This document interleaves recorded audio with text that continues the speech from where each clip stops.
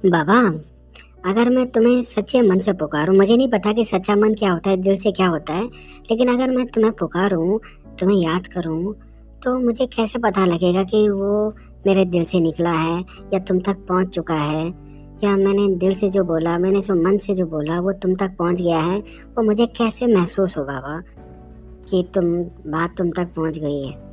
कुछ ऐसा, कुछ मुझे हो सकता है कि कुछ ऐसा फील। सुनो बच्चे, दिल का तार जब जुड़ता है ना, तो उसका पता दिमाग को नहीं, दिल को चलता है। तुम कैसे जानोगे? बाबा तुम्हें इसके 3 पक्के संकेत बताता है। डीप साइलेंस, आंतरिक सन्नाटा।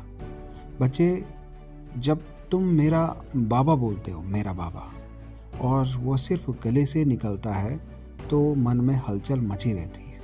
लेकिन जिस क्षण वो पुकार तुम्हारे दिल की गहराई से निकलती है, उसी सेकंड तुम्हारे मन के व्यर्थ संकल्प शांत हो जाते हैं।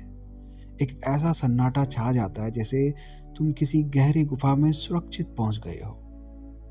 अगर मेरा बाबा कहने के बाद तुम्हें एक पल के लिए भी शांति महसूस हुई, तो समझो तुम्हारी बात मुझ तक पहुंच चुकी है। ठंडी आह या हल्कापन लगता है। जैसे ही तुम्हारा संदेश मुझ तक पहुंचता है, मैं रिटर्न में तुम्हें शक्तियों का रिस्पॉन्स देता हूं। तुम्हें ऐसा महसूस होगा जैसे तुम्हारे दिल से कोई बहुत भारी बोझ उतर गया है। कभी कभी तुम्हारी आंखों से खुशी के राहत के आंसू निकल आएंगे। वे आंसू गवाही देंगे कि तुम्हारा तार जुड़ चुका है। अचानक बदली हुई स्थिति। बच्चे, मैं शब्दों में जवाब नहीं देता, मैं टचिंग के रूप में जवाब देता हूँ। जब तुम मुझे पुकारोगे और उसके कुछ समय बाद ही तुम्हें अचानक कोई नया रास्ता सूझ जाए, या तुम्हारा डर गायब होकर वहाँ साहस आ जाए, तो समझ लेना कि बाबा ने सुन लिया है और मदद भेज दी। तुम्हें शक क्यों होता है?